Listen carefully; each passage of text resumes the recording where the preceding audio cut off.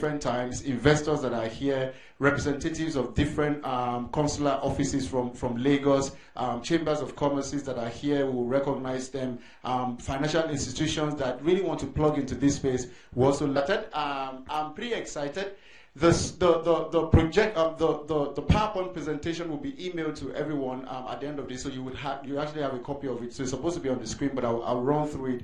This is about the value chain of the industry, almost literally saying what are the different aspects of this that are different parts of co-working conference that are for me. Where can you hear me at the back? Okay, we're back. So what are the different parts of this value chain that I can key into? What is my role in some of these parts, and what are the opportunities? So for us, we believe very strongly, for people here, and I believe you have the agenda, to follow the different speakers who will bring different perspectives, from Leanne to Franklin to pretty much the different panels that will come on, and they will bring different perspectives into this. There are entrepreneurs that are looking for funding. That there are people here who run platforms that are also connected to funds that you can get funding from through co-working spaces. So let's run through it. There are different factors that are that have led to the facilitation and demand for co-working spaces in Nigeria. We have the entrepreneurial energy of Nigerians generally. Somebody said Nigerians are born entrepreneurs. That we live and breathe entrepreneurship. You see a problem and somebody tells you can do something about it. But because of the environment that we're in, that isn't created for us to literally begin to solve those things, we find it's a challenge. So because of that, we're always seeking opportunities. I don't know. The reason why most people are here today is because, we've got the comments. People say, I'm just here to just see what the opportunities are. So the word opportunity, the big O, is on everybody's lips because we are entrepreneurial. And also there is a digitization going on. You have payment infrastructure, you have a new, the rise of e-commerce, social media usage all across Nigeria. And then you have foreign investments influence as well coming into Nigeria. So you have a lot of foreign interest in the space. And then also infrastructural gap. So I'll give you a story. Somebody asked, why did you even start a co-working space about 6 years ago? And it was simply because I'd come back to Nigeria trying to set up a business, and I went everywhere to look for office space, and the budget was just outrageous. So you find that the fund that you raise, you possibly sink about 60 to 70% of it on rent. And so we're hot desking across both from terra culture to different places until I spoke to a few people in that place and I said, hold on a second, what if we have our space and we all collaborate and co-share it? And we're like, well, is this something you would do? And people were like, well, let's look at it. Essentially born out of a need. So because of the infrastructural gap of power, lack of internet, the things that we know about, we're essentially setting up co-working spaces to bridge this gap. That is what has led to it. So it's moved from about 2011 when there were only 2 co-working spaces in Lagos. Only 2. Who can take a guess? Sorry? Correct. CC Hub and Video. So only 2. And started just about a couple of months from each other. So one is a full-fledged tech co-working space. The other is a hybrid co-working space. Literally means that every business end-to-end can work together in the same space. So from 2 to now, who can guess how many? If you've been reading the materials, you possibly know. How many do we have in Nigeria now? Well, in Lagos alone, 40 plus. In Nigeria, about 72. All across, and it goes from Lagos to Kano to Abuja, Port Harcourt, and Kwara. All across. And so this evolution is in 3 stages, because there was a time where you have what I like to call 1.0 offices. So these are offices they were just set up for people to come in, rooms and lots of rooms. So if I mention some companies that do it globally, you recognize them. So they were really not encouraging co-working. You only have one person in one room. Now you could have a large room full of 7, 8, 10, 15 entrepreneurs, or even 100 entrepreneurs. So you have serviced office utilities, empty spaces, rent per square meters. You hear things like rent. In co-working spaces, you don't hear rent. You hear membership. You hear membership. You hear community. And then you move to the second phase, which is shared spaces. So they move from just open spaces to now breakout spaces that were just set up for people to share, and then open plan offices, flexible payments, infrastructures. now to where we are today, which is the full-fledged co-working environment. And what does it have? It has the membership, which are people potentially that are sitting in this place. The community is really what keeps the co-working environment going. You know, what the kind of conversations that people have with each other. When you know, I mean, you're sitting with somebody that is building something interesting, you're also building something. Those interactions they keep the conversation going around co-working, and that leads to collaboration because people are constantly interacting. It leads to collaboration, and then all of this is beyond cost and infrastructure because now people can collaborate. If you put a porter cabin somewhere and you put 10, 15 people there, they will collaborate because it's now a community of porter cabin, if you know what I mean. So co-working has moved from just, or office spaces have moved from just a building or a number of square meters to now full-fledged collaborative environment. In this co-working 3.0, as I like to call it, there are many moving parts, and this is where the opportunity is. If you miss anything, please don't miss what I'm about to say now.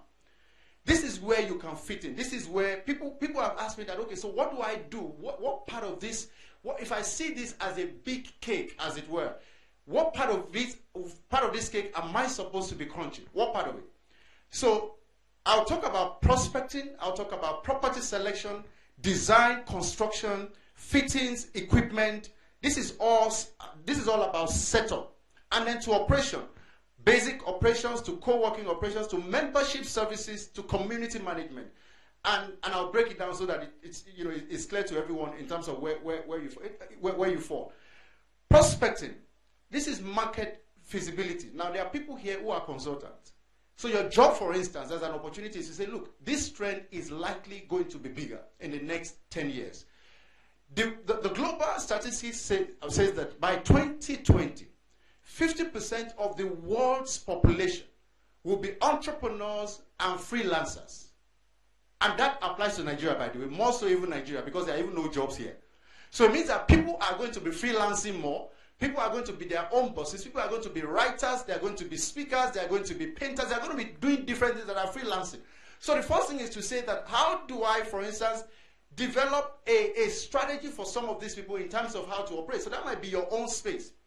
So we see consultants that will come out of this, business developers that will come out of this space under prospecting. Under property. Now, it's always been said that co-working is not a real estate business. It's not a real estate business because you're not building a building somewhere and you're calling people to come and rent it. So it's not a rent a payment for rent strategy. It is a platform that is set up for community building and collaboration. Therefore, there are people who will key into this, not necessarily from the traditional real estate mindset, but from property identification. So there are people who will specialize and say, you know what, I have a warehouse somewhere in Apapa or a warehouse somewhere in Abuja that it's been abandoned. Not your regular thing that you offer to a professional to come and take over. But because you see an opportunity in a co-working environment for that to be used. So there will be people who will own these spaces, who will list them. There will be opportunities to collaborate with some of these people. Structured environment, there are people that will find it. So therefore, the opportunity here is that you have real estate consultants, you have property owners who will be coming into partnerships with people who are dissecting the industry, who are creating these platforms. And then to this one, this is one of my favorite parts of this one. And I see quite a number of designers that I've spoken to in the last few months. I see a few familiar faces, Now, guys, the best part of every co-working space, especially in the physical infrastructure, is how it looks. You can enter a co-working environment. There's a guy here who I'll call him at the right time. I think he's sitting at that corner. He knows a thing or two about the design of an environment. And it tells you whether you should work here or not. People's productivity has been linked to the kind of environment that they work. How many know that? So there are people who are much more productive simply because of how they work. Have you seen videos of, some of these things are things that we're going to show you. I'm hoping that the screen picks up. IMAX, we depend on you, so make it happen because everybody wants to experience it. We selected some things that we want you to see because we just believe that these things will open up our minds to possibilities. I mean, if you've ever walked into a Google office, you know what I'm talking about. If you've ever walked into a well-designed, if you walked into Facebook campus, you know what I'm talking about. If you don't want to, if you came in and you didn't want to walk, you will walk. Because, I mean, I give you a typical example of a Google office where everything you see is free. From the food, from to the water, to the gym, to every single thing that you're using is free. Could we possibly get to a point where we design a co-working space that everything you see, well, in Nigeria, you know, that everything you see in the fridge is free?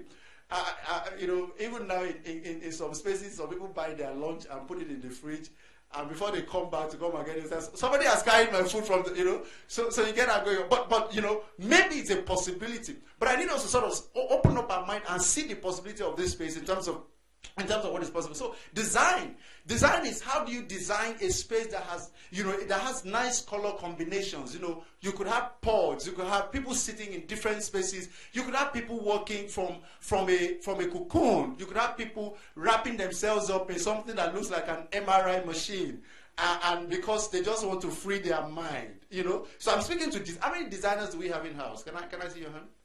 Okay, designers. So this is for you.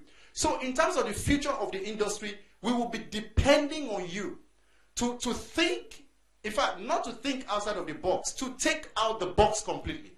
So that there is no box, and think of what hasn't even been done outside of Nigeria, and let's set a standard here that can be exported outside of here, instead of what is currently being done, which is get a picture outside of here and try to adopt it for this environment, because we have a very unique environment.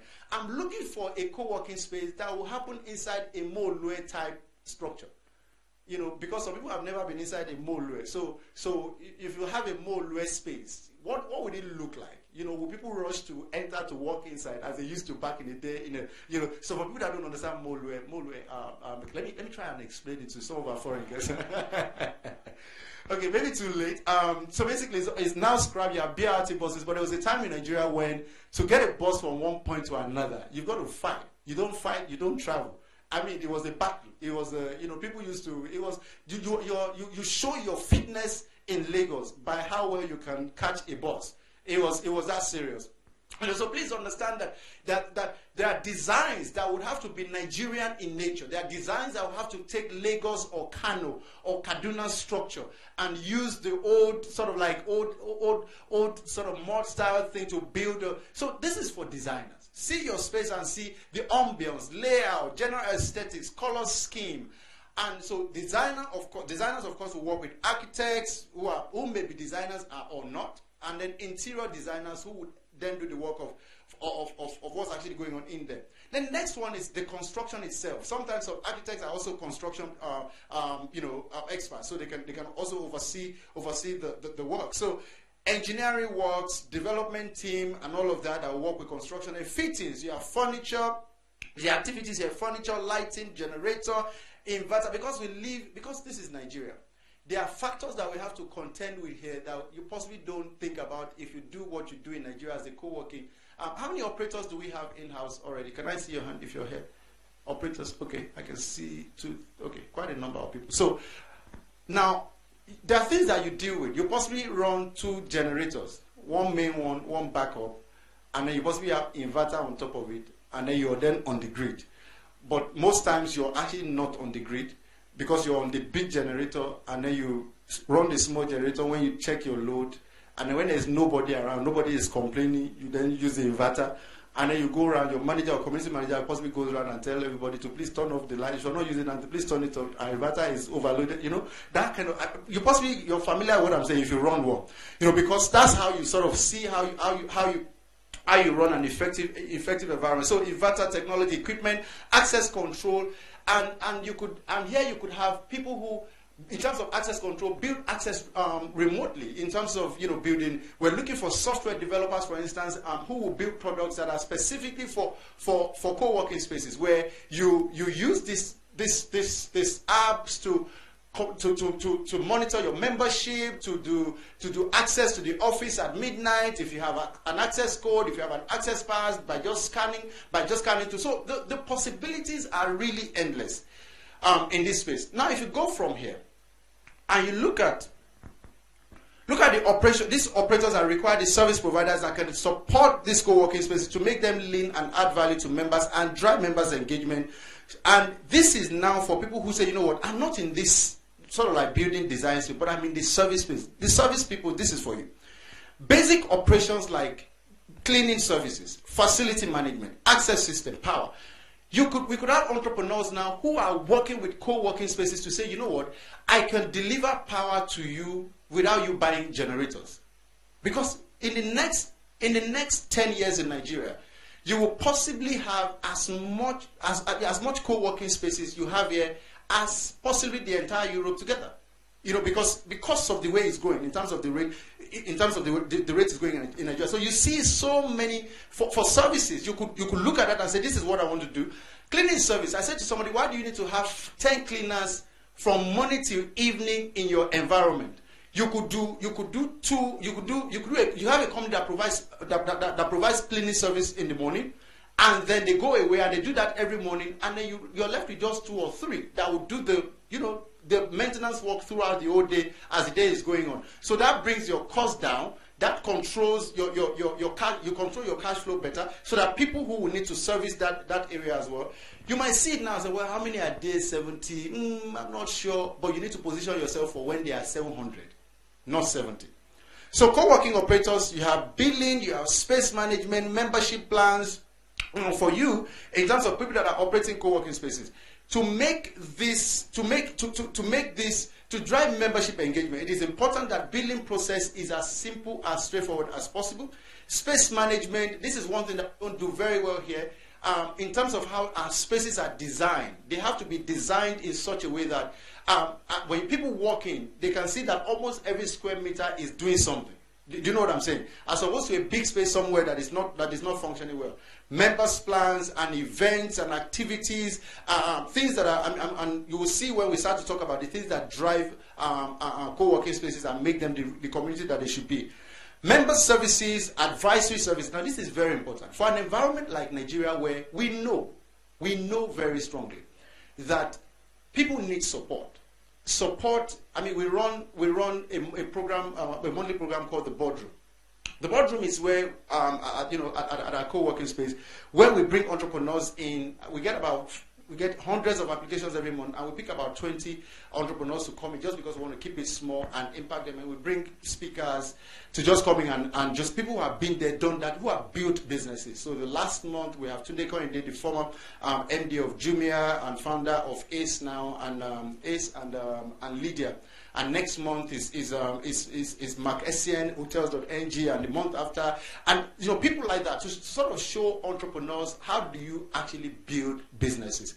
I always say that revenue is exaggerated, profit is a hype, cash is king. It is important that every business understands that. If your co-working environment is able to provide business support services beyond just the physical infrastructure, it has a very good chance of going fast. Support services, virtual assistance, financial services, and all of these are services that you provide for your members. Community management, content, apps, tech, platforms, community interactions, events. These things are very important for keeping the environment extremely active. Now, ladies and gentlemen,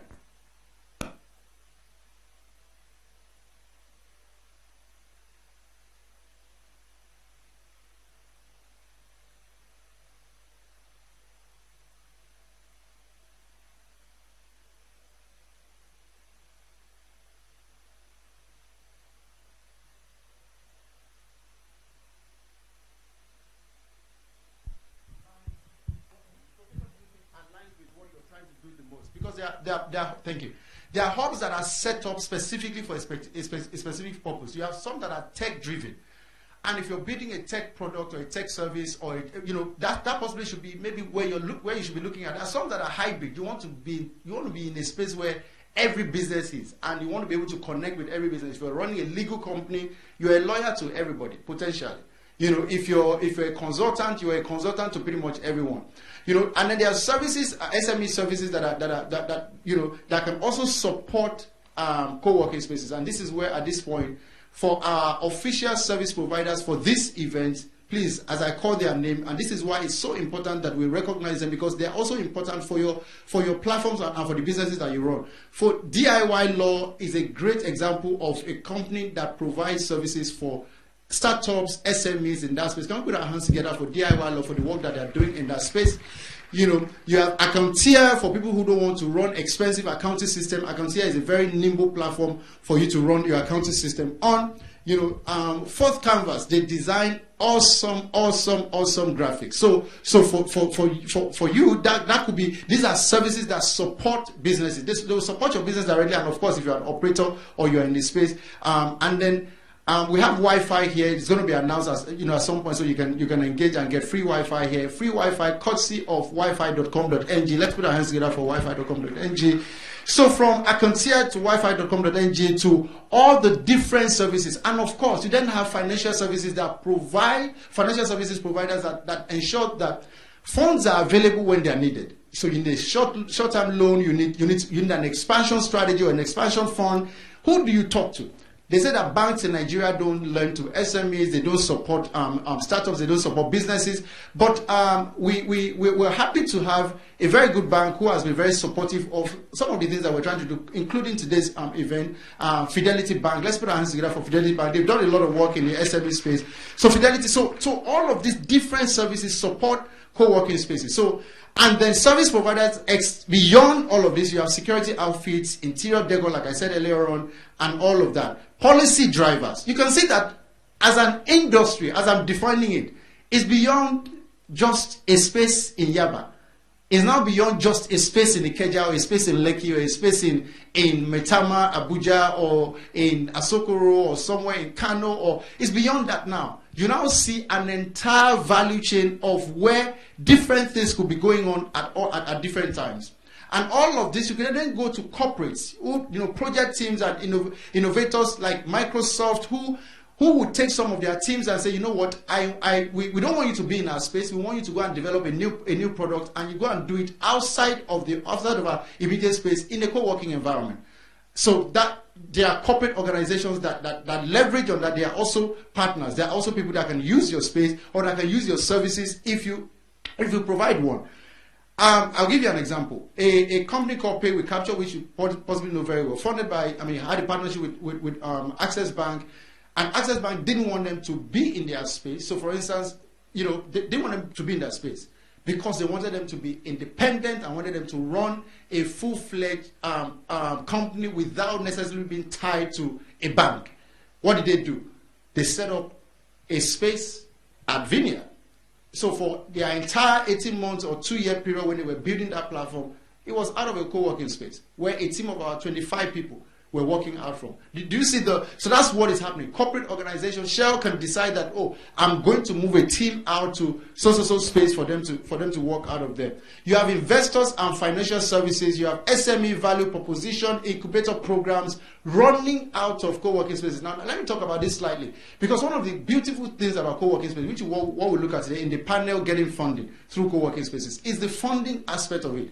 Because you can, by just being in a co-working space for a year or two, somebody there has identified you as a potential business that is ready for funding. They've seen your record, they've seen how you do business. So if there are possibilities for investors to come to that space or come to Nigeria for investment, or even angel investors, you'll be on the list. So that's or there are some that even run their own internal incubation or accelerator program, where by the time you get on, you do tickets. They do tickets from about $10,000 to $20,000, and it pushes the agenda of that particular co-working space because they want to ensure that they build enterprises and they build platforms. So what does this mean in terms of impact on this environment? The impact could be as wide as possible. It could be as far-reaching as you can imagine.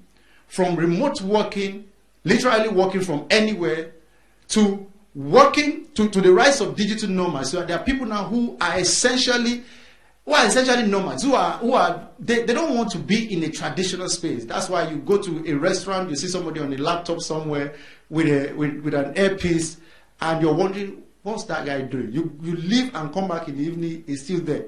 And all he does is he buys a cup of coffee and donut. And is there for 6-7 hours working away. Because that's the future of work. That's the way people want to work going forward. And all of these things we're talking about is largely linked to the way people want to work going forward, the future of work. So it's also the impact is also skills development. There are now new skills that are required for managing co-working spaces. Community managers, what used to be front desk people before, or receptionists, they are no longer receptionists, they are now community managers, because they are managing communities of businesses, they are managing people, they are, so they are, what do they do as community managers? So there are new skills that need to be developed. So for people who are here, who are saying, you know what, I'm not really a service provider, neither am I an entrepreneur yet, but I just really want to work in an environment like this and just create value and help make it a successful place to work.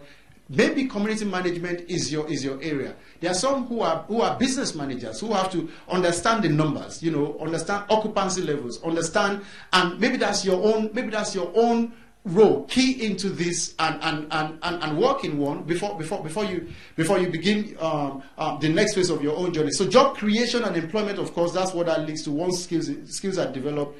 Forex inflow from freelancers. Now, we put this there, and it's quite an interesting one.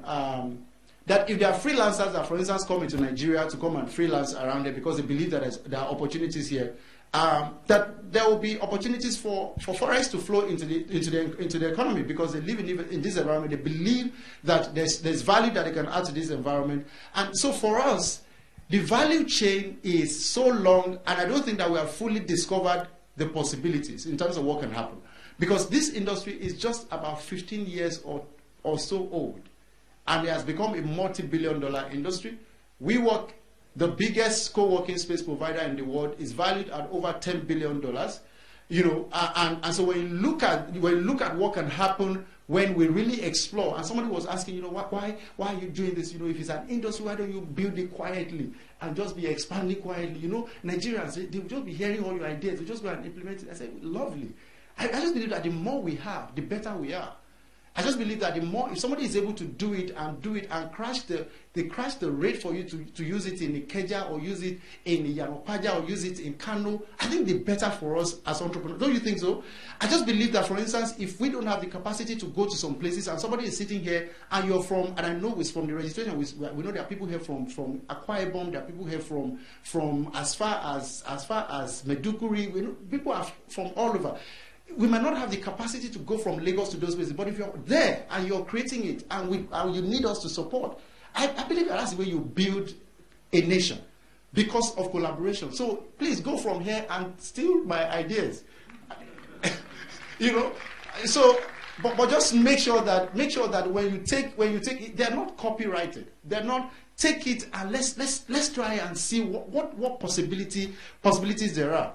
Let's try and see how can we possibly use this to drive development in Nigeria. How can we possibly use this to drive economic growth in Nigeria, to drive job creation, wealth creation? How can we use this to ensure that we are not disconnected from the digital era that we're in? How can we ensure that, because if you look at it, there are now more in the next, by 2050, there will be more millennials living in the world at any time in the history of mankind. Of course, millennials are from 1985 thereabout to now. So you realize that these people are young, they are hungry. So how do we create an environment that can absorb them? The more ideas that we can take out of here, and trust me, there are a lot of speakers that will talk about this, and that will share both locally and internationally what is going on, global trends. Let's take all of it and look at what you can do with them, and look at how you can use it to shape your immediate environment. And if you're service providers, look at what service can I provide. If I'm an investor, how do I key into this? I'm a media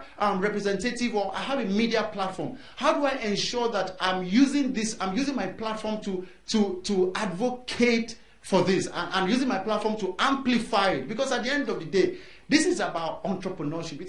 That's what it's about. It's about young Nigerians building things, and literally, I find that the most interesting reason why some of us started some of this, is simply infrastructural gap. If you speak to anybody that has started it, they will tell you that they either wanted to start something else and they couldn't find how, And then they felt that, okay, let me just start this first and then start the other thing. So that's the idea.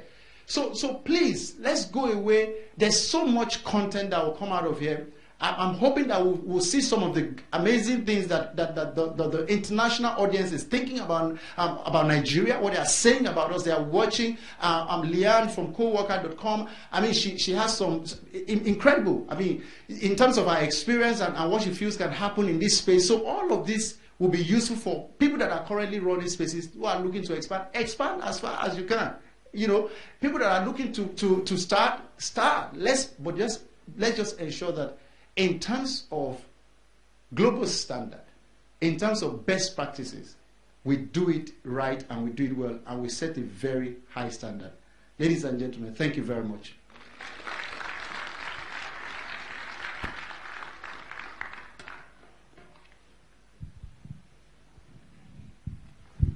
Please, another round of applause for Mr. Sleeves Up, Kola Oyenengi. All right, the Wi-Fi password. How many want it? You want it. Oh, you want it.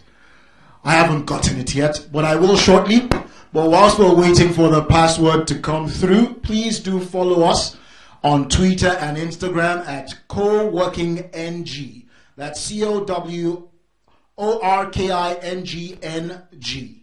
And of course, I would like to encourage you to tweet.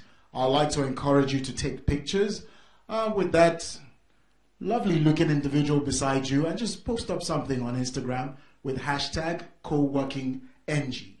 Okay?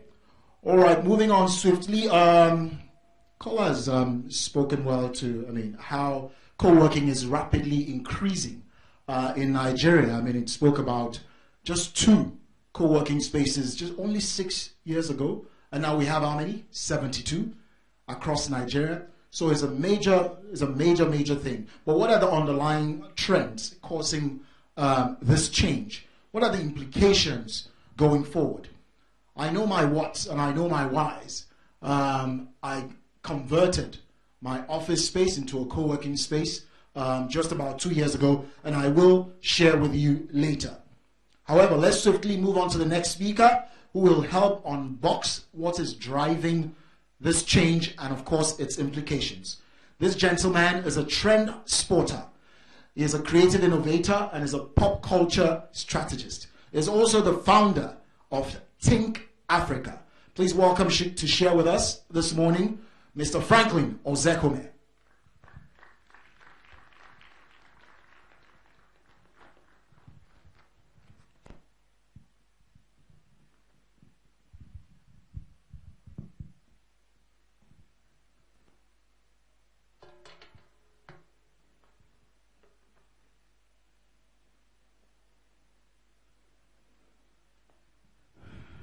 Good morning, ladies and gentlemen.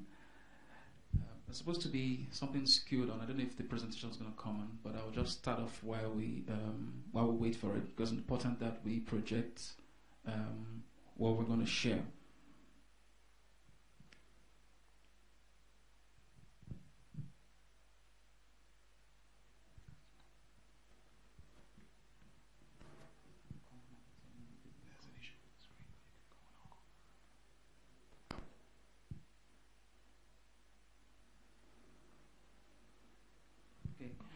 Thank you.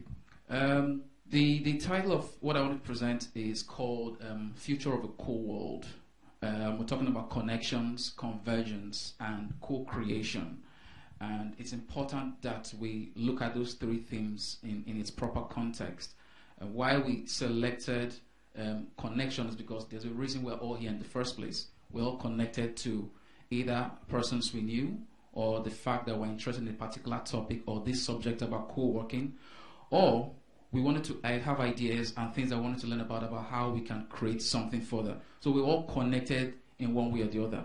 But more important is how we come together to create an entirely new entity. And that's where the wholeness comes from. And that's where convergence comes from. When we connect and there's convergence, that means there's an infuse of ideas and properties and different things that come about, and we bring about different aspects.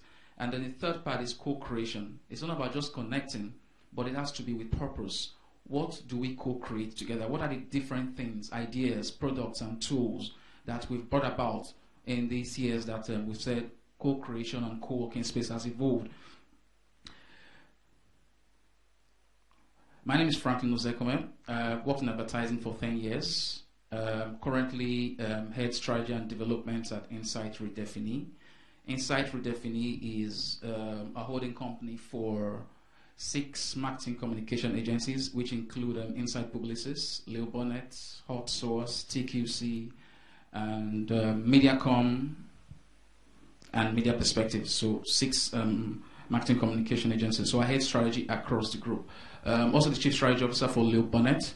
But on the side, I love trend spotting, which is what I do, and that is why I developed a platform called Think Africa, which is an online integration that spots trends, understand what consumers are doing, and try to give ideas and innovation in terms of where these trends are going about and how you can harness them to make a better whole. I felt that was a big gap in the industry because we didn't have something that was focused on consumer insights. We all talked about consumerism, about the creating products and services, but no one or no company was 100% infused in terms of why would these people even bother with what you are creating? What are the attitudes and motivations that made someone interested in whatever you had to tell them? So Think was focused on the idea in terms of let's understand consumers first as people. They have inner issues, they have financial problems, they have things that make them go to a beer parlor, for example, before you start advertising ads for them. So how do you look at them in a context in terms of what their situations are and how you can evolve them? So in doing that, we felt we need to put a hub together where people could also come share perspectives and train meetups. And that is where we developed Common Labs, which is my own co-creation hub as well. In doing that, it also inspired a collective of individuals who loved strategy, who wanted to not just learn and connect with people, but also in themselves, how could they develop a blueprint? How could they develop a feasibility report, a business plan in terms of bringing this idea to life? Because sometimes when you're looking for venture capitalists or people to invest in the ideas, there was always that gap in terms of I have an idea and bringing it to life. In terms of getting resources, they were told to go do certain things, and there was lack in terms of bringing that thing together. So we created B School, which is a common place for strategy and innovation in terms of putting them together, in terms of how you put a strategy document together, how you understand business, markets, people, consumerism, and be able to think, put your idea into something that makes sense. And that is how Common Labs came about. So that is for Think Africa, and that is how I became part of this whole co-creation hub, trying to learn, inspire, and be a part of a collective whole. And in turn, I have also been inspired because a lot of the ideas and things I get from people I sit around, either tutoring or taking from them, because they cut across different industries, local, international. I also infuse those ideas into the daily products and strategies I develop on my day-to-day business. So it's been cross-pollination has been humongous. What I see going forward is not just the different individuals carrying up different co-creation hubs, developing different tools, but more of cross-pollination and putting something together where everyone can become a whole and create something or an entity that everyone can delve into. I think that is the future of what we're doing. I mean, if you look at a few years ago, before the explosion of the internet age, how did we congregate together? I mean, we had different ideas of communities. Either people hung out at beer parlors after work, or it could be spaces in the office, or it could be going to what you call game centers or video halls where you wanted to go watch football things and something. Those were the little co-creation hubs we have, where people could sit down, share ideas, and then in their individual ways go work on it together. But due to technology saturation and the advent of the mobile age, yes, and the advent of the mobile age, we now have access to a whole world of technology, and it's brought about, it has awakened a whole new hunger for knowledge, for tools, for skills. Now, where we need to be is, how many of us are trying to go into those places where we create knowledge, new thinking, new tools, new products for a lot of us that are hungry, not just for information, but want to take one step at a time to help build and raise up our communities. I think we've been very, very safe or played in a very cool space, which is the creative economy. And I use that as a very round term in terms of music, entertainment, film. I think we've done a lot in that space. And you can see that's why, because of the deconstruction of the environment, that is why those industries have really, really blown up. You can look from streaming to Iroku TV to all of the wonderful platforms like Ebony Live. People have actually sat down and deconstructed those territories. I think we now need to move away from those industries. Not everyone needs to come in and play and see what are the other territories that we can play, because there's a whole lot of problems that need to be solved. And the only way to look at that is just look around you. I'm sure many of us, as we came in together, there are different things you observe on the way, from traffic to security to downfall driver trying to curse you and hit you up, to traffic lights, to potholes. There are so many things on a day-to-day basis that need solving. And those are what you call the big problems. And it's in trying to look at those things and create solutions for them, or coming together to bring ideas that can solve them, that makes it much more interesting, because those are pockets of innovation waiting to be diffused. So we need to also sustain the rise of the creative economy, but also try and see what other pockets of innovation, of issues that we need to champion. This creative economy has likely been championed by what you call the African millennials, the new thinkers, the innovators, and they've done very well in that regard. But again, in living it in terms of its spectrum, it hasn't really even been dissected in terms of all of the opportunities that can be harnessed in that thing. There are a lot of case studies I would have loved to show, because it would have helped immerse that thing, but I'll see if I can try to bring it to life with my speech. We always talk about the rise of the tech hubs. Technology is the baseline for everything we've done. But for the common Nigeria, if you ask them what is technology, I'm sure you get various answers. What is technology? We use it every day loosely term. What is tech to the guy on the street? He can only see it in the manifestation of what you've done. If you show him a smartphone and how it, the user experience, is tech has helped create this to life. If he sees you streaming music from F movies and watching it, to him, that's technology. If you see him riding a smart car and you're able to get into the car and the car says, where are you going, Franklin? Can I drop you home? To him, that's technology. So there's a huge gap in terms of we coming together here trying to create solutions for the average guy on the street, because that is where internally the market is. The guy that needs to be inspired to grow from A to B. So to him, he doesn't see technology. He doesn't see co-creation. He sees the manifestation of what we've co-created together. So connect, collaborate, and co-creation, which are my themes, it's very huge in terms of how we play. It's no longer business as usual. How we're doing business up to this point in time has to change. How we look at creating products, we have to relook everything. And why is that? A guy I'm going to reference here, his name is Saul Berman. He said the next 5 years will hold more change for business sectors than the previous 50 did. The next 5 years will hold more change for business sectors across all industries than the previous 50 did. Why? Because of the explosion of technology. Within the past 18 months, we've seen so much change that we've seen in the past 5 years. Within the past 5 years, we've seen so much change that we've seen in the past 20 years across different industries. Players that couldn't enter the publishing media industries because of technology, the internet, have been able to create empires that the heretofore guys had to go get licenses, create structures, call people to put together. And there's that disparity, and they're making great revenue from it. So if you're going to create the next business that will be sustainable for the next 5 years, you need to rethink how you even start to set it up.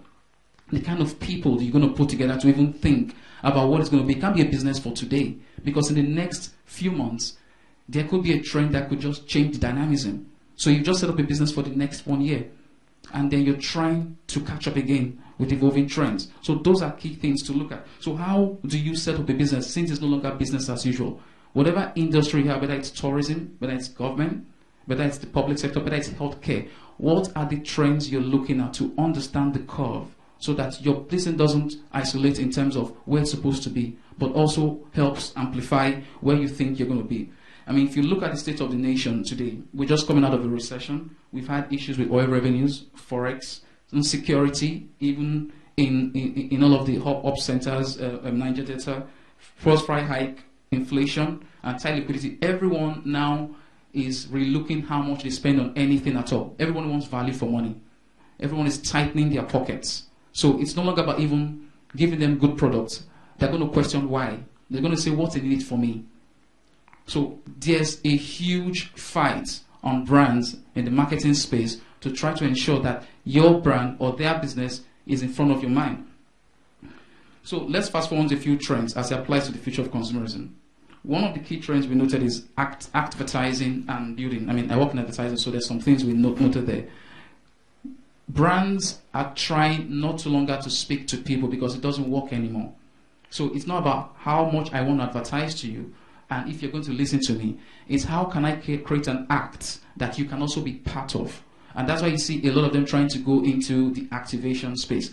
But I still see that one way as a one-way talk to the consumer. You have to create an act that they believe in. Your brand or the product you're trying to create has to have purpose. It has to have a belief system. Something that the consumer or the person you are creating it for a larger whole, has to feel that he or she is a part of it and help drive it forward for you as an advocate. If you don't, then it will only be sort of a promotion for them. And after then, they'll jump into the next product or service. They'll never be loyal to your brand.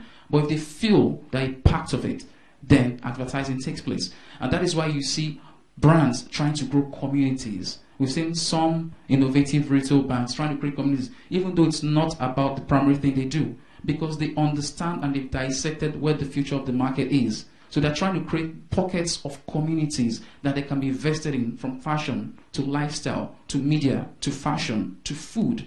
Those things are not just for us to go and have a cool time. Those things are very strategic, well planned. They are creating businesses and pockets for the next 5 to 15 years by understanding the chargent of the growth of youth market, of the old space.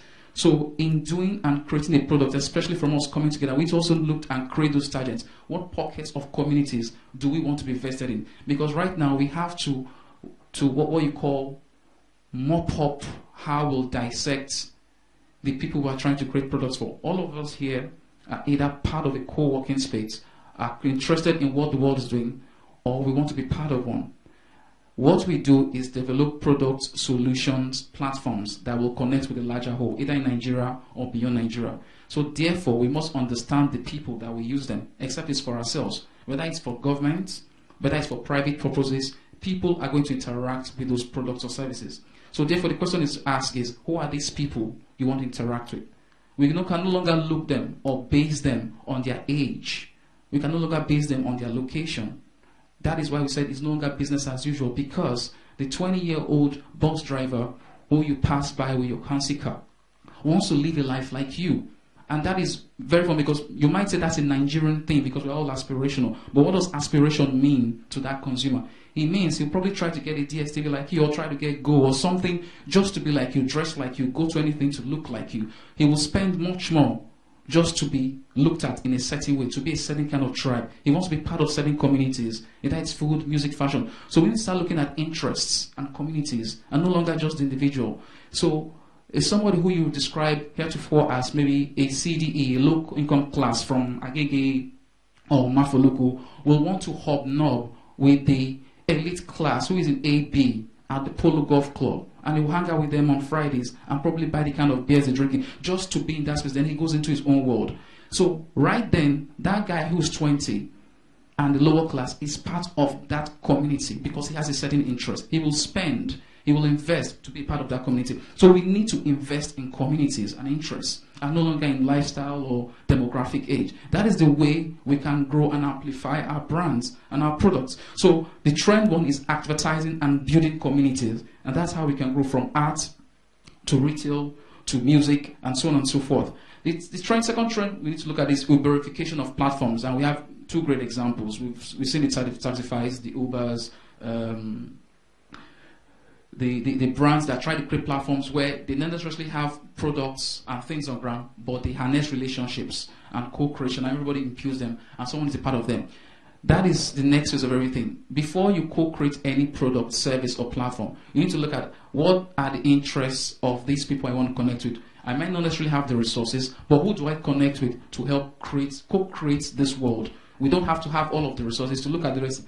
I mean, the context of how we come to be at this theater is a great example of that. Shared interest and shared resources. So we need to look at Uberification of platform, because that is a great way to look at it. But more importantly is also how you even create revenue from those streams. And we need to deconstruct the latent ideas in terms of how businesses are being set, because that will evolve or create an evolution in terms of how we also get money. People are very used to certain ways of earning revenue. You develop a business, you look for who wants to want the product, and then you market it. And that's why sometimes it takes a long process. I think we need to create an ecosystem where the marketing is already embedded in the product.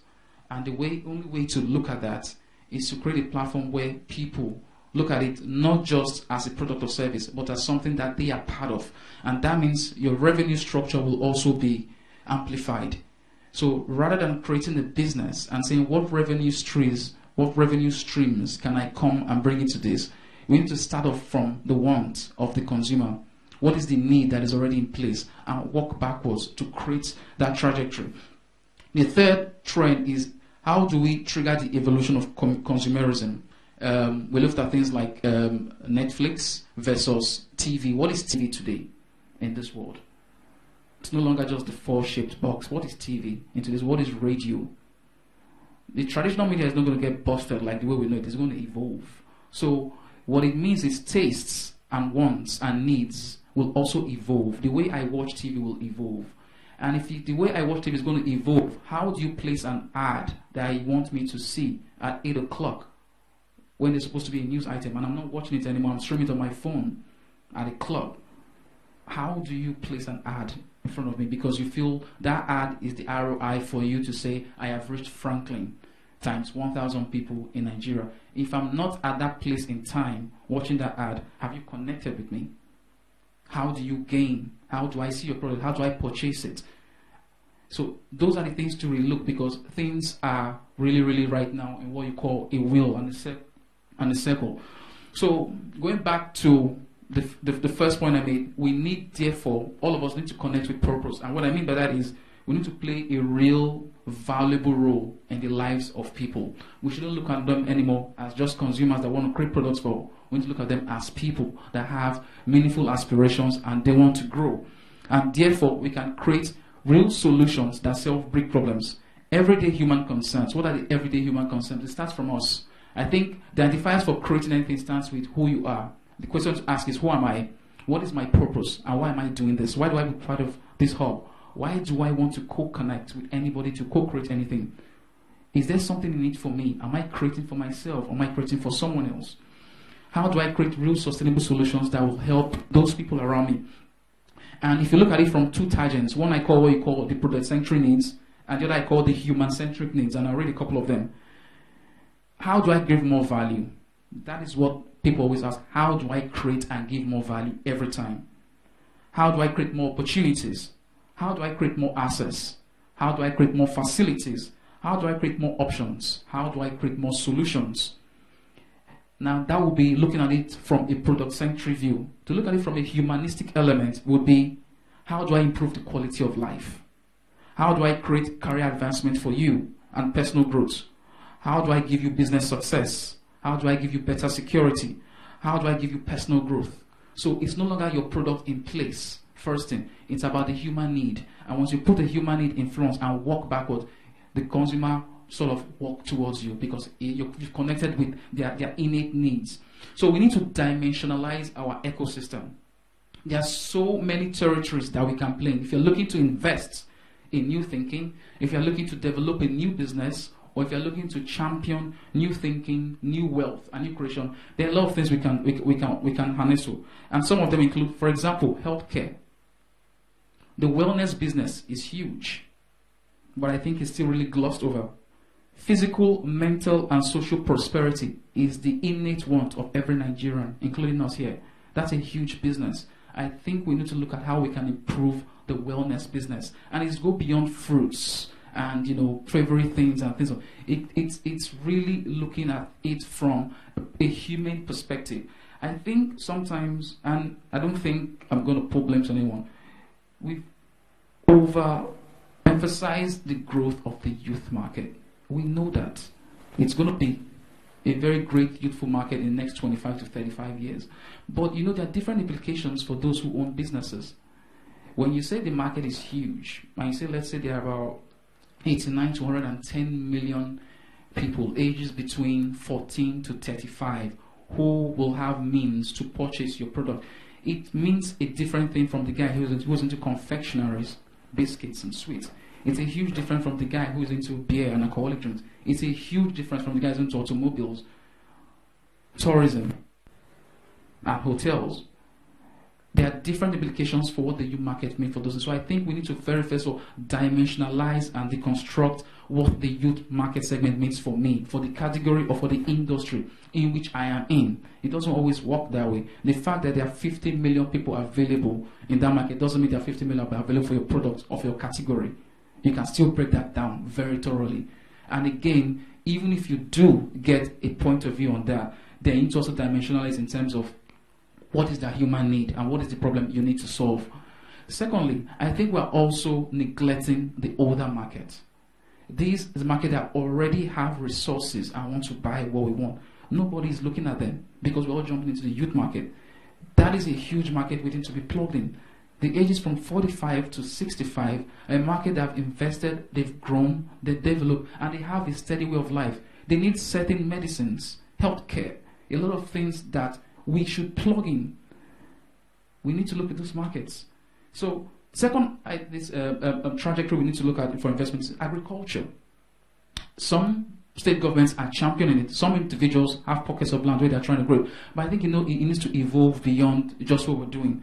We need to look at mechanized farming and drone agriculture. And I think we have the minds here who can help create and make it not just an elitist thing or something that happens in one or two states, but we need to commoditize the idea so that various farmers who are across the country want to invest in that thing can buy pockets of those things. And the more we create access to those products, the more you have a larger market base for your investments. Thirdly, is even in technology, as we call it. What is technology? And I asked that before. There are various aspects to technology. You can look at it from the mobile angle. We can look at it from tech cities, creating smart hubs. I mean, we've looked at examples from Kenya, South Africa, and even Ghana trying to plug in of creating smart cities. What's stopping from Lagos State, Port Harcourt, Calabar from creating smart cities? We can't wait for one guy esoteric image somewhere to come create those trains and those things. What does it take to create a smart city where all ideas, things are connected? If we come together as co-ideators, co-creators, and create an innovation hub, it is very easy for the government to plug into that thinking. Rather than everyone sitting on their different shelves, I'm focused on this, I'm focused on this idea, I'm focused on this industry, and create a system where that system itself becomes the currency and not just the products and services. That will become, that I see as the future of co-creation, where we now have ideas across different trajectories, different industries, where government can plug in to create ideas for them. We can create tools for them. We can create strategies for them. We can create platforms for them. And then in our own little way, we can also go into our own notes and do what we have built. I think that is where we need to look at. Industrialization, mega city creations, culture. We will have a whole lot in terms of preserving our culture. And it's not just about having a one day where people dance, play, and feast. There's a whole lot about preserving culture. I think Nigeria needs that. From if you look at the years of the Obuari Obases, the Benin Kingdoms, Lagos, there's so much story that hasn't been told. So even if we go to the literature piece, beyond showcasing and going to hubs where we see paintings, how can we put those things back in place where the younger generation can have access to what happened years and years ago and be inspired by things? How many of us can create movies and films and things that take us back, and so we can relearn great ideas of who we are, create a heritage of how we were once proud kings and queens across the years, the yesteryears. The books, we no longer have books. We no longer have places where people can congregate and just read and be inspired. So there are a whole lot of flaws, even in the traditional dunes. There are a whole lot of things that we need to relook at them and see how we can take them to the market. So that's dimensionalizing the ecosystem. I think there's a lot to do in technology, in terms of creating technology hubs for the youth market that we can commoditize, creating inner city techs, youth innovation centers that can inspire them. I believe that we need to look at urban renewal centers, creating mega and industrialized cities. I believe there's a future in agriculture. I believe there's a future in healthcare, looking at Medicare and how we can transform it with technology. I believe there's a future in how we preserve and share our culture. I believe we all need to create a transformation model and ecosystem by partnering together. Connection is about shared meaning. We're all in a shared world. But it doesn't have meaning if we still go and isolate ourselves and do our own thing. We must have interests that definitely brought us here. But in a real co-creation world, in what I call a co-world, it means there are interests that we care about. So if some of us come together and say, I am interested in agriculture, I am interested in advertising, I'm interested in the youth market, I'm interested in government, let those pockets of communities come together and create innovative solutions that goes beyond just products and services, but it's about creating an entirely ecosystem where we continually teach, enlighten, educate, create tools, services, experiences for whoever wants those things. I think that is how we can grow those things. That is how I analyze the growth strategy can be integrated for a few coaching working system. So we need to develop systems, processes, and platforms. In a co-world, in the ideal co-world, what I call the future forward enterprise, I see it like an amalgamation, like a transformer, like what you call a Voltron, where different people, different thinking come together to solve a solution and then break our target again to go do what they do.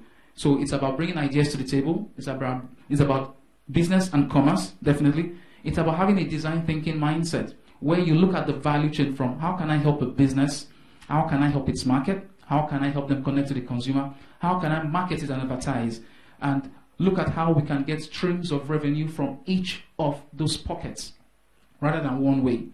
And then how can I apply innovation so that it's not just centered in one place, but everyone can soak on it and learn it. I think that's the future. Thank you very much.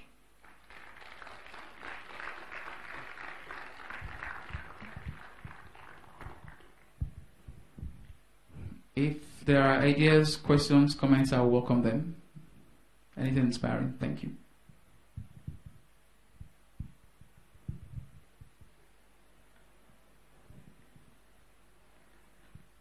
Thank you very much.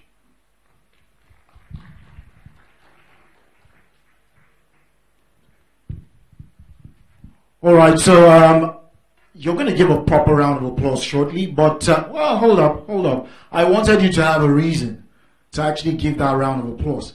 Now, this screen was meant to be utilized to show you a massive, well-prepared, well-thought-out presentation, and I just asked him now if he will be willing to ensure that everyone in this room who is registered gets a copy, and he said yes. So a round of applause for Franklin Ezekume. So before we go on a break, and we will, I know there are loads of people here waiting for that segment, right? We will be welcoming someone who is the grand patron of the co-working space in Nigeria. He is none other than the CEO of Sahara Energy. Please give a round of applause as we welcome to take the podium, Mr. Tonye Cole.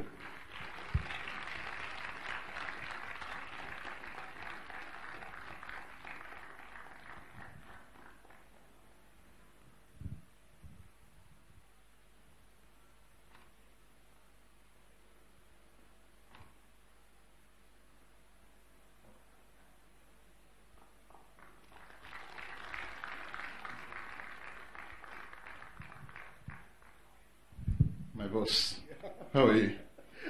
Did you tell them your story? You didn't tell them. This man never told you his story. Well, good morning, ladies and gentlemen. How many of you know his story?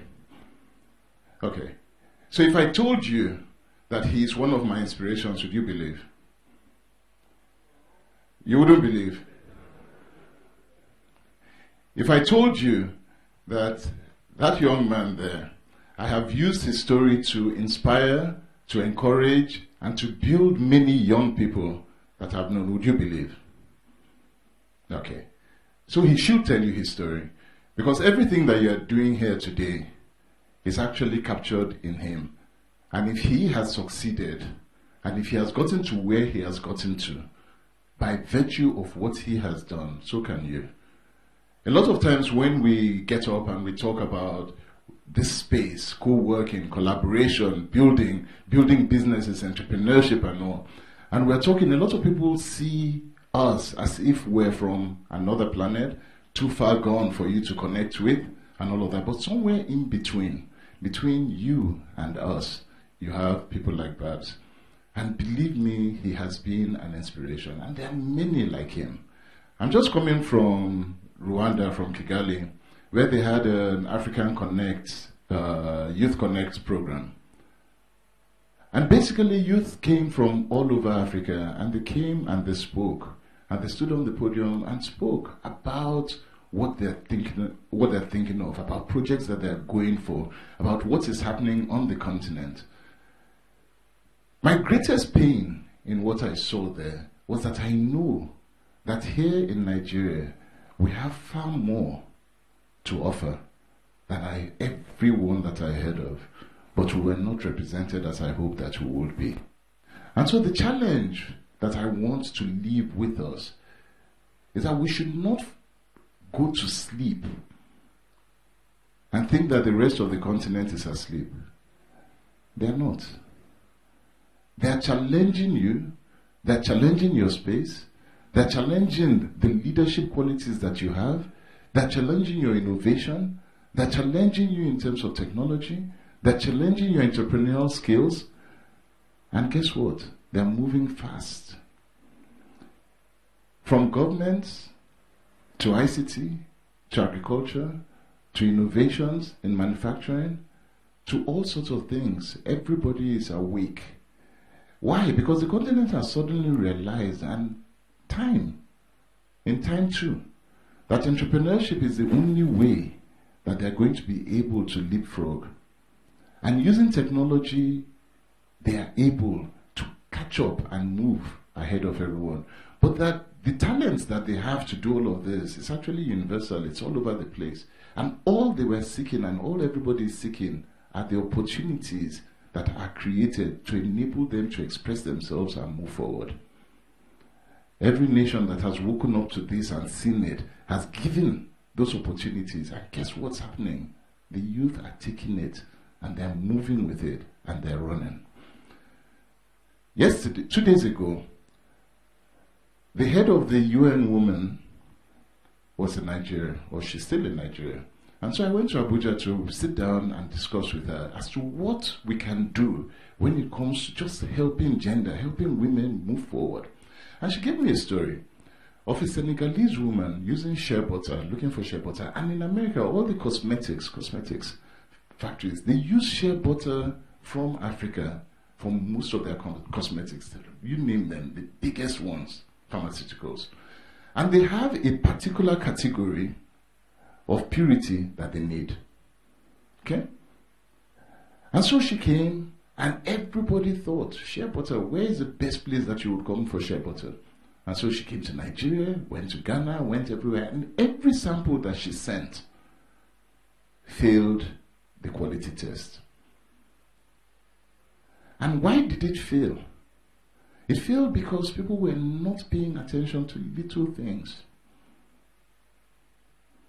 Purity, quality, just the little details. She's Senegalese and finally, young girl. And finally she found somewhere in the north, in the most remote parts, one of the remote parts of Senegal, she found where the quality and the purity that they needed, I think it was 7% or 9%. Nigeria had about 7%. She found in this place the quality she needed. Now the story is this.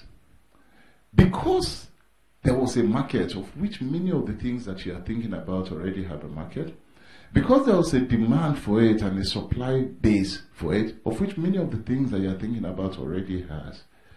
What was missing? One, the desire to get up and move from high comfort zone to go to look for what was needed. Too many times, I'm speaking to young people and I'm telling them that you have to get up and move from your comfort zone and move out of Lagos, move out of this comfort and go to the remote places where you will find the supply. Yes, it's difficult. It's tough. It's hard to do. But too many people don't. So they sit down and they just want you to give them a job. No. Sometimes you need to get up. And so she got up and went and found it. Then the second thing that is needed, the pipeline of processing, of sitting down and teaching people, a lot of them uneducated. So, what was the story here? I was shea butter failing when it went abroad as an export tool. In testing the samples, sometimes they will find feces in the sample. Now you have tried to figure out, how did human feces get into shea butter? And guess what's happening? The women are processing it. A baby by the side needs to be changed. So she goes, changes the baby, and comes back and does what? And just continues. In her mind, she hasn't done anything wrong. She's finished, cleaned her hands, and continued. And so there was a need to educate on gloves, on running water, and all of that. But what was she doing in all of this? As she was educating, she was empowering, and she was lifting up the women into hygiene, into what is necessary, into a value chain, into a supply chain, and began to bring a better way of living, even in the villages where she was getting her products. If I remember right, in the numbers that she told me, if I remember right, within a year of doing that, she was making a profit of $4 million.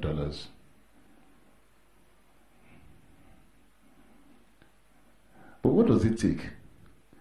Getting up, leaving your comfort zone, looking for something that others are not bothered. They are waiting for you to bring it, but you have to go there, collect it, educate people to meet the standard that you know that you have.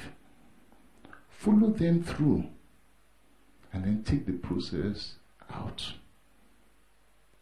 Is it easy? No, it's not. Are there challenges with it? Absolutely. But what is the end result? And how do you benefit from it? Are you waiting for the government to give you everything? You wait for a very long time. Are you sitting and complaining that they are not doing these things? Yes, don't. Don't. You don't need it. Eventually that would happen. But for now, what do you need? You need to be able to increase what they call increasing the pie. And the only way that you can increase the pie so that when you divide it, you get more, is that you have to collaborate. You have to sit together. You have to look at areas where you can work together. And so one of the things that we did a couple of months ago, I got the ministry here, Minister of Communications, and I took him to East Africa. And we went to Rwanda, we went to Kenya, and we sat down and we had a discussion there to see how far and what they were doing that we could leverage on. The one thing that you know already is that technology does not know borders. You already know that. The one thing that you know is that as young people with the same mindset, that you can sit in one place, you can create a part or develop a part of a program and it can be used elsewhere. And so I put a challenge across to them then, that there's a huge market called Nigeria. It's huge. And there are people who have a knowledge of this market far beyond anything that they can do. And that you can stretch across continents and jump over borders, jump through countries, over Cameroon, over DRC, jump over Burundi, and land in Rwanda. You don't have to leave the comfort of your home. And you can collaborate on a market and create programs that can be used there, but more importantly, can be used here in different things, whether it be agriculture, medicine, housing, energy, power, the job space, you name it. Nigeria gives you the greatest tool that you can ever have when it comes to guinea pig in any project. I'll give you a last example, just so you know that collaboration does work. The challenges are there, but there's much to do, and we need you to do it.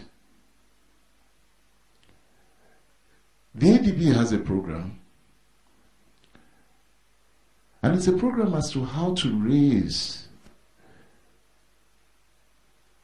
young farmers who would not have normally the opportunity that is needed to take their ideas out and raise it and bring it forward into the market. Why? Because finance is tough to start with. If you're starting with an idea, nobody is going to help you. And so you need access to finance. I believe your next panel is going to be talking about that, so you need to know how to find finance, but it's tough. And so they have a program where they had set aside $300 million for Nigeria, so that young people with ideas can work on getting their business plan done, handheld through the process, look for technical assistance that will guide them through, bring their ideas to fruition, and then give them funding to go. But for whatever reason that you would always find in Nigeria, it's been difficult to implement. So $800 million was set aside for the whole of the continent. 500 million has gone to every other country. They've accessed it, they've started using it and all of that.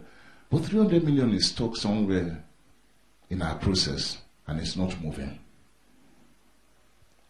How many of you need money? How annoying is it that there's money out there somewhere waiting and it cannot be accessed because the process does not allow it? And so where does collaboration come from? We're sitting down, and always remember that opportunities come everywhere. So whenever you go anywhere and you have conversations, always keep your mind open that you never know how that opportunity will start. And so we're just sitting down. We happened to meet by chance in Rwanda, and we're sitting and we're talking, and he tells me about this problem. And then I say to him that if the money is there and the people who need it are there, do we agree? People are there, the money is there. What are we then looking for? We're meant to then find a way to ensure that that money can be released such that it can get to the people. What does that require? With everything, you will find out that apply 90% of your brain into solving the problem. And once you have figured out how to solve it, then 10% of it is effort. But use your intellectual capacity to solve problems. And so we sat down, and I said to him that there must be a way, and we can figure out a way how we can get the money that is available to the people that need it without the bureaucracy of the system. I said, give a few days. I left Burundi, started thinking about it, called someone. Yesterday, we had a meeting. He was in Lagos. So I came back from Abuja, met with him, with this person, and we sat down and we started formulating almost immediately the plan that will release the money. Now, I was asked when I called the person who I knew had the pipeline, the vehicle that would allow that money to be released. And he asked me, he said, is there anything in it for you? What do you want? And I said, very simply, all I'm interested in is to ensure that this money that is sitting down locked up somewhere for 1 year can be released to meet the need.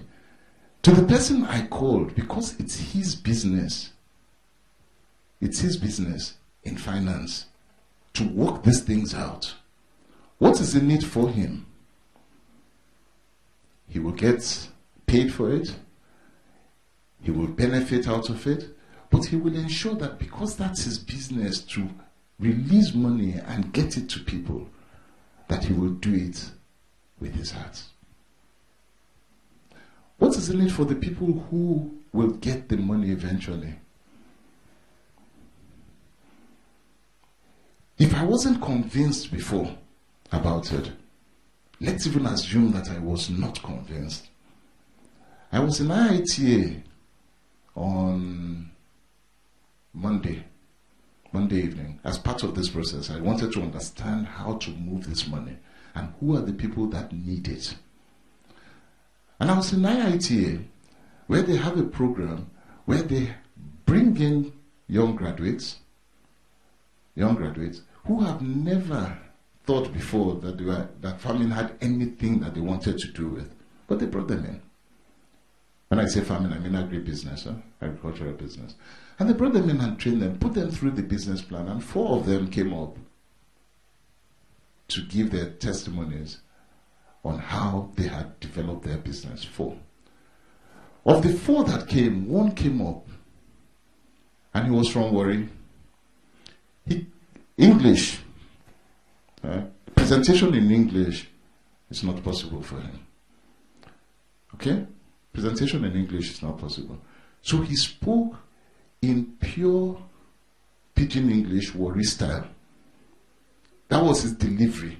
Pure Pidgin English, Warri style. Now, for any of you from the Niger Delta, then you would understand how and what he's saying. But to cut, I'm not going to give his presentation, but of the 4 of them, his presentation was the one that got the most attention. Riveting, but the story was so true and gave you the understanding as to why it is so important to collaborate. What was his role prior to this? He was one of those that they would call, the leaders will call, they will take him, they will go and break the pipelines, they will picket the places, they will disrupt all sorts of operations. And he said every time that they would call, after they've done all of this, they never get 1/100th of what is paid. So they were just the boys that were being used over and over, whether it's for kidnapping, whether it's for breaking pipelines, to picket whatever and all. Used completely by what they would call, he said, leader go call me. When leader call, we must answer. We will go suffer for inside bush, break pipeline, do all of this. When everything finish, we go burn, we go do everything, we not go get any money. At the end of the day, somebody came and made the presentation to them about an opportunity in agro-business. His mindset was, this work that I'm doing here, that is millions, how? No, he said, my father was a farmer, and I saw the suffer. When you suffer, we no fit feed. Now they say, make I can't go inside farming, God forbid. But anyway, they brought him to IITA. Long and short of it was that they put him through the process. Then they allowed him to understand, and he went back and started a fish farm. From one fish farm where he began and all. Today, as he was speaking that day, he said in a month he makes 9 million naira. Yes, 9 million. He has 5 of them. He employs people from his community and he's going around. So I asked my staff that were with me straight away that please go and get his contact. I'm going to take him to all those Niger Delta people I've been talking to for a long time who don't want to understand that this is not the way forward. And help him to establish within the communities that I know the same type of business and teach them what to do. Because when he speaks to them, that this is the way forward, they would understand. The power of collaboration. Chevron and IITA put that program together. They came together, They collaborated on it and they changed their life. From his life, he's been changing other people's lives. I intend to collaborate with him to change more lives. What is your program? I'm done. I'm done. What is your plan? What are you looking to do? Are you thinking of only yourself, or are you thinking of more than you? As you sit today with your colleagues, as you listen to people, think that you are called for greater than this. You can impact lives, you can change lives, you can do a lot more than this. Think beyond country, think beyond your borders. Know that anything that you do has a ripple effect and that you can actually make a huge difference. Take what you're doing seriously. There's a reason why you're called for this. God bless you.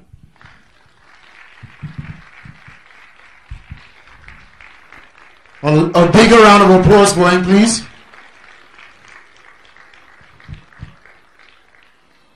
All right. I'm sure he touched on a lot of things that were quite, deep for a number of us. Don't mind him, he's my boss. He always likes to say that. Okay. Yes, we're going to go on a break for just about 30 minutes. I would like for you to take with you your belongings and, of course, your meal ticket, because you will not be able to access the refreshments without the meal ticket. And please, let's ensure we continue with the networking, because you never know. The person who is munching on something just about 5 feet from you may be someone you'll be collaborating with on a major project. So I guess we'll see you in about 28 minutes. Thank you.